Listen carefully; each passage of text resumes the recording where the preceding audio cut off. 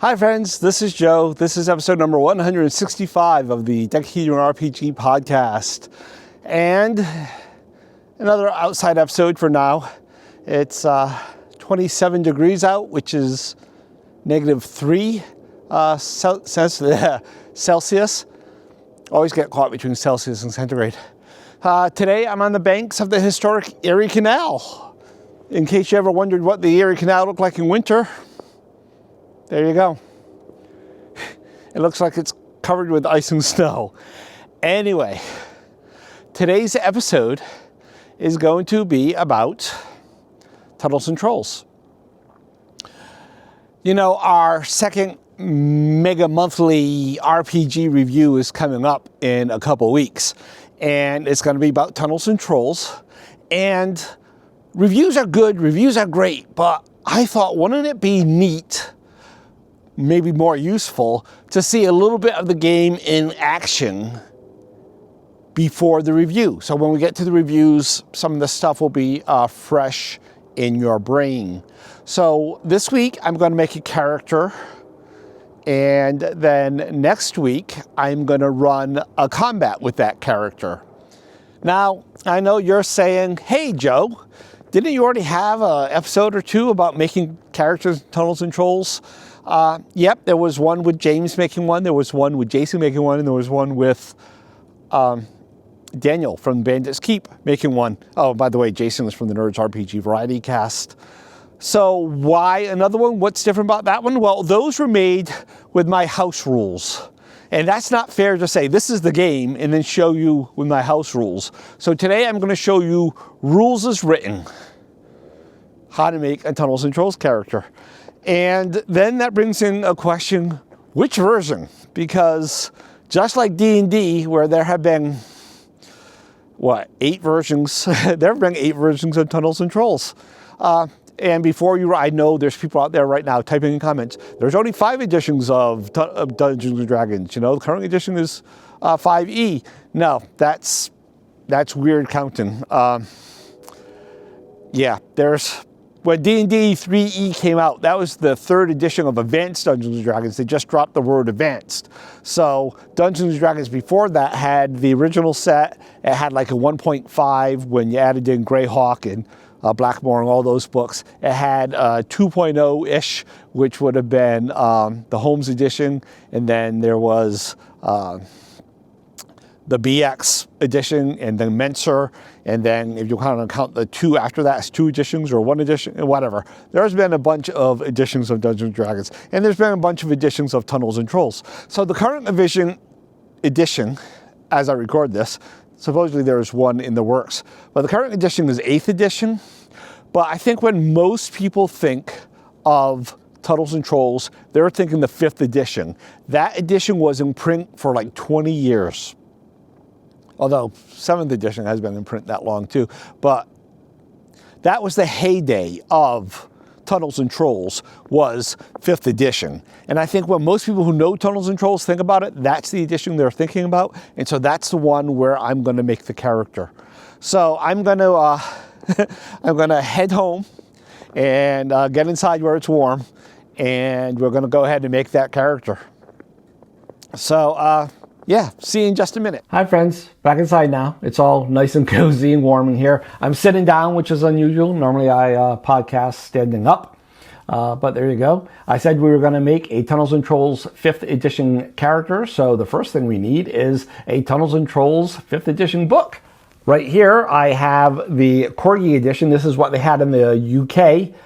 It's like a normal paperback size. It's a nice format for a rule book. Everything is all there. That's a nice version to have. This one right here is a 4th printing of the 5th edition, if that makes any sense at all. It's from 1981, although the 5th edition itself is from 1979. If I had a first edition, first printing of the 5th edition. This right here is what they call 5.5. It's the last printing of the 5th edition. This was in 2005, and it is identical to 5th edition, other than at the very end, there is some bonus content. So if you know about how books are printed, there's these things, I think they're called folios, right? And they have so many pages in them. And anytime you print a book, it has to be in multiples of those pages. And over time, that size is kept increasing. And so they've had to add material. But I like this edition because some of the rules in here mimic the ones from 7th edition, but they also have some other, they have a makeshift skill system in here that pretty much mirrors the skill system in Mercenary Spies and Private Eyes, but made for fantasy. And of course, I have my Tunnels and Trolls box set, which is yet another printing of the Tunnels and Trolls book. So yeah, I have the rule book covered. The next thing we need are dice. We only need 3 6-sided dice. These are a little small, I know, but I picked these specifically because these are the actual Tunnels and Trolls dice that came in the box set. And if you ever read the 5th edition rules for like generating treasure, it calls for a red die, a green die, and a white die. And there you go. That's why they made them. And the most important thing, at least in this house, is a dice mat. Because if I roll dice on this table without a dice mat, my wife will kill me. Anyway, this one came from Dave Kahn, named for the Daves, Dave Wesley, Dave Arneson, you know, the fathers of our role-playing hobby. And I won this in a giveaway at the Nerds RPG podcast, which is pretty awesome. Just snaps in place. And there you go. Right. So the first thing we do when making Tunnels and Trolls character is to roll up these 6 attributes. Sounds awful lot like another game, doesn't it? The attributes are Strength, IQ, Luck, Constitution, Dexterity, and Charisma. If those sound awfully familiar, they should. They're exactly the same as the 6 from D&D, except instead of having Wisdom, it has Luck. Ken St. Andre, the creator and author of Tunnels and Trolls, had said repeatedly that adventurers don't need wisdom, they need to be lucky. This is an early game, so there's nothing like roll them and then arrange, roll 4, drop the lowest. Nothing like that. It's roll 3d6 in order, write them down. So let's roll for strength. I have a 9, and now IQ. I have an 11, and now luck.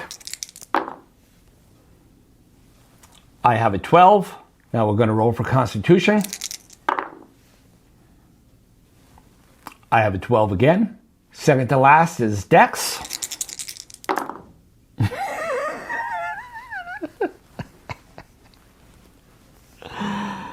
I rolled a 3.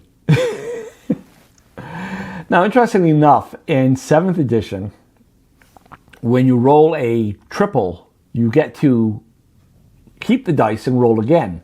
So if you roll a 3, I would be able to re-roll and add that roll on top of it. So you'll never get a 3, although you might get a 4. Also, if you get an 18, the rule still applies. So you could roll an 18 and then pick up the dice, roll again, and say, I don't know, roll a 10, and you'd have a score of 28, which, wow. But no, in 5th edition, I have a dex of 3. All right, let's roll Charisma. Charisma is a 13. Right. So the book says next thing to do is give your character a name. Let's see, last character I made was Keone Akane, who is a male, so let's do a female. This time, let's name her Seraphina. I like that name. Seraphina. Now the next thing the book says to do is to select a character type. This is like your character class in D&D. Except whereas D&D grew to have lots and lots of classes, Tunnels and Trolls only has 3 asterisk. So the 3 are Warrior, which is pretty much your fighter from D&D, Wizard, which is pretty much your magic user from D&D, and Rogue, which doesn't equate to anything in D&D. I know a lot of people think if they hear the name, they think, oh, it's a thief. But it's not. Rogue in Tunnels and Trolls stands for Rogue Wizard. You are a wizard, so you can cast spells, but you're not a member of the Wizards Guild, which means, so like wizards have a restriction that they can't use weapons over 2 dice. Rogues can. So really your rogue is kind of like your fighter magic user. Yeah, that's the way to look at it. So, one of the other things that's different about Tunnels and Trolls is that when it comes time to cast spells, every spell, by level, every spell level has a minimum IQ and the minimum dex that you need. And the justification behind the dex is that spellcasting isn't just a mental thing. You have to position your fingers just right in your arms. It's a very elaborate positioning of the body, as well as knowing the magical spells, the incantations and stuff to say. So spells need dex and intelligence. With a dex of 3, it makes no sense at all to play a wizard. In fact, with spellcasting being out of the question, it doesn't even make sense to play a rogue, because the only reason to play a rogue is that you want that ability to cast spells while still being able to be a warrior. Oh, by the way, the asterisk, there is another class that in 5th edition is called a wizard warrior, which is just pretty much as it sounds. It's a multi-class wizard warrior, which you're saying, hey, isn't that a rogue? But it's not quite as much restrictions on the spellcasting type. Like the D&D later classes where you needed minimum scores to qualify, it's the same thing. Definitely don't qualify with a dex of 3. So all that's a long way to go to say this character is definitely going to be a warrior. The next thing that the book says to do is to pick your kindred. Kindred is what older editions of D&D called race, but Tunnels and Trolls has always called it kindred. D&D calls it something else now, right? I don't remember what. If you know, leave me a comment, send me feedback, whatever. I'm truly curious. Anyway, in D&D, in T&T, it is a kindred. So there is a list to pick from. If you're watching on YouTube, you're going to see the list on the screen right now. And I'm just going to look this list over for a second and choose which one would be best for Seraphina. Depending on the race, this might change your name. Okay, I looked over the chart, and it's still on screen, by the way. So when you look at the chart, you'll notice that the modifiers are multipliers. Unlike D&D, where there are pluses, you might get a +2 to strength or something. Here you could get like a ×2 in strength if you were, say, a dwarf. So with this low dex, I wanted something that would raise that dex up. But all the ones that do dex all do it by the same multiplier, which is 3/2. These days we would say 1.5. All her other scores are pretty middle of the road. So I was thinking the obvious thing might be a fairy, because you don't expect a fairy, fairies and Tunnels and Trolls are this tall. You don't expect them to be a combat powerhouse. Think Tinkerbell in the Wonderful World of Disney, right? But being a straight warrior with no magic, does that make sense? But I mean, when you look at Spencer's Fairy Queen, there's a lot of fairy knights, right? So that is definitely an option that I am thinking. The other route is to be a dwarf and take that multiplier in strength, which will hopefully cancel out the multiplier on, that low dex. It's a tough call. All right, I'm back. I've given this a lot of thought, and here's what I decided. So, like I said, Leprechaun and Fairy were the big runners. And then I even thought, once we do this multiplication and come up with a dex of 8, she will be able to cast spells. And so now I was really thinking Leprechaun, because Leprechauns get this wink wing. It's kind of like a teleport spell by default. Automatically, it's a pretty high level spell, but they it's part of their kindred abilities. And I was like, okay, so blink out of the way of danger. That might be too bad. But a leprechaun has a strength multiplier of ×1/2, and my current strength is 9. So that would drop my strength down to 4. And the Wink Wing spell costs 5 points of strength to cast. So I still want to be able to use it. So I threw all that away, and I went with Dwarf.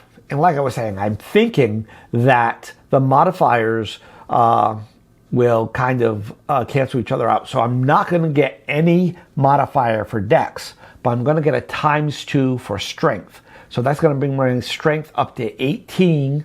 And the combat add, we'll talk about those in a second, that you get for an 18 exactly counterbalances the negative combat add that I'm going to get for a dex of 3. In addition, it's going to give me a ×2 for Constitution, and Constitution is very important in Tunnels and Trolls. Unlike Dungeons and Dragons, where Constitution gives you a bonus to your hit points, in Tunnels and Trolls, Constitution is your hit points. So if you roll an 18 con, which pretty much the best you can do, as a human at least, you have 18 hit points, period. That's it. Right? Your average character is going to have 10 to 11 hit points, which is still more than a first level character in D&D has, but as you go up in levels, you're not getting hit dice every time. You have that shit. Although when you gain levels, you have a chance to gain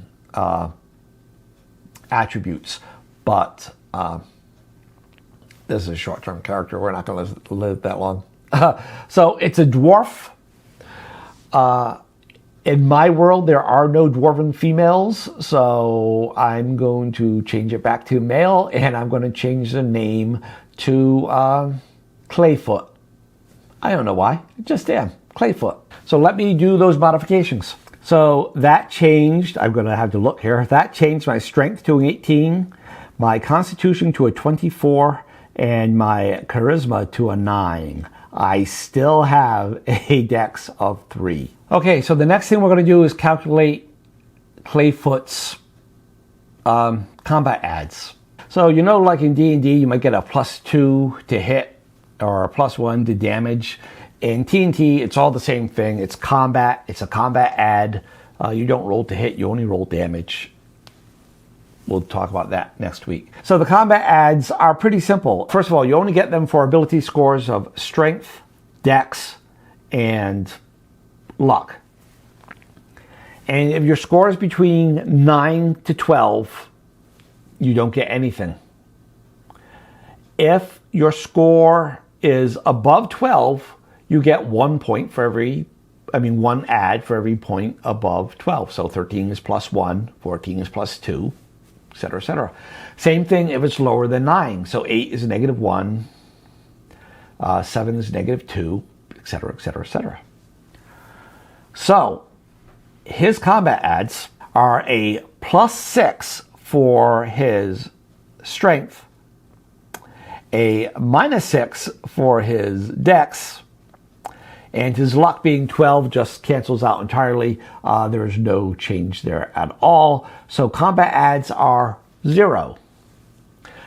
Definitely not the best, but definitely better than we were looking before we picked dwarf. The next thing the book says to do is to roll for gold. This is going to sound really familiar. We're going to roll 3d6 times 10.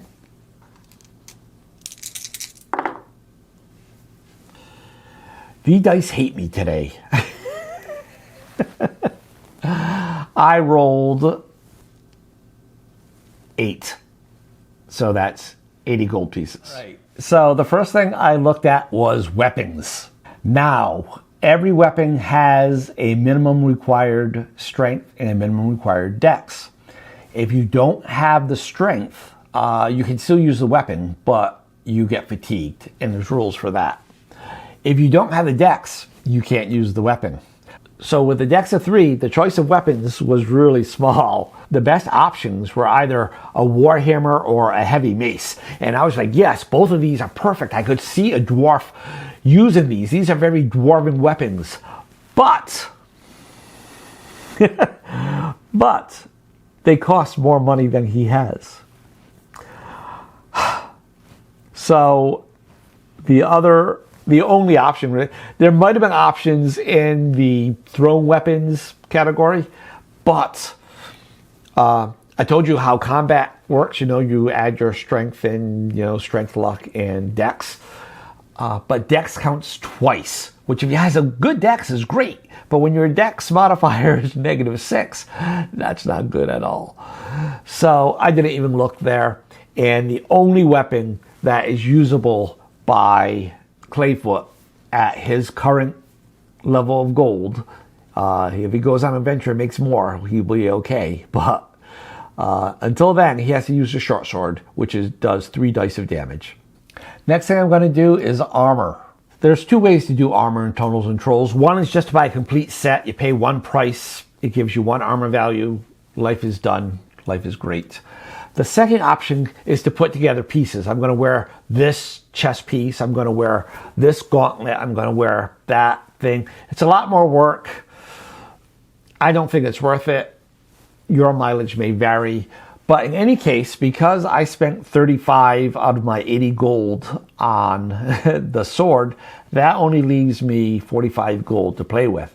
And putting the pieces together are going to get expensive. So I went with cloth armor. Sorry, they call it quilted armor. It cost me 40. It gives me an armor value of 3. That means every time I get hit, it takes 3 off the damage I take. The next thing to do is languages. Every character speaks the language of their kindred. So Clayfoot, being a dwarf, speaks dwarfish. And then for every point of intelligence above 12, you get to roll on a language chart. I don't have any points of intelligence above 12. I don't even have 12. My intelligence is at 11. So I get no other languages. I cannot even speak common. Only dwarfish. How would that work in a party? I don't know. All right, so the next thing we have to do is height and weight. Height and weight is pretty simple. You roll 3d6 and then modify it by, you roll 3d6, get a height, you modify that by the kindred, then you do the same for weight. 9, which is 5'3", and a dwarf is 2/3 of that size. I'm going to need a calculator. Doing the math, Clayfoot comes out to be 3 foot 6 inches tall. Now we do the same for weight. 6. These are some low rolling dice. That's 120 pounds times 7/8. I'm going to calculate. That's 105 pounds. Okay, that's it. He's done. Other than, backstory and stuff like this, but I don't think he's going to live that long. All right, so I'll just go over the character sheet. I'll make one and put it on screen right now if you're on YouTube. And here's what it says. Name, Clayfoot. Type, warrior. Kindred, dwarven male. Level, 1st. Strength, 18. IQ, 11. Luck, 12. Constitution, 24. Dex, 3. Charisma, 9. Adds are 0. Weight possible, that's the maximum weight he can carry, is 1,800 gold coins worth of weight, so 180 pounds. Weight carried, I didn't calculate that. It's nowhere near that much. Gold, he has 5 gold pieces left, although I still have not purchased basic adventuring gear. Weapon is a short sword. Armor is quilted. Languages are dwarfish. No magic, because he's not a magic user and he has no magic items. That's it. That's Clayfoot the Dwarf. Next week, we will run him through a combat. Thanks for watching and or listening. Let me know what you think about the Tunnels and Trolls combat creation. I mean, it's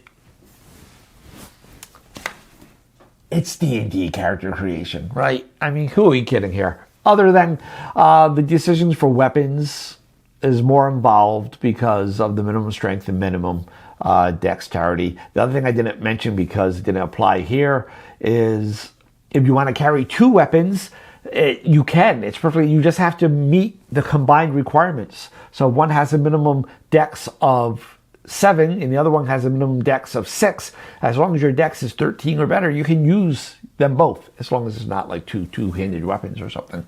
But with a dex of 3, he could barely use his short sword. Yeah, but other than that, it's pretty much D&D character creation. Yeah, some things are different though, right? Let me know what you think. Comments below or use the feedback line. Thanks for watching and or listening. Until next time, happy gaming, happy life. Bye.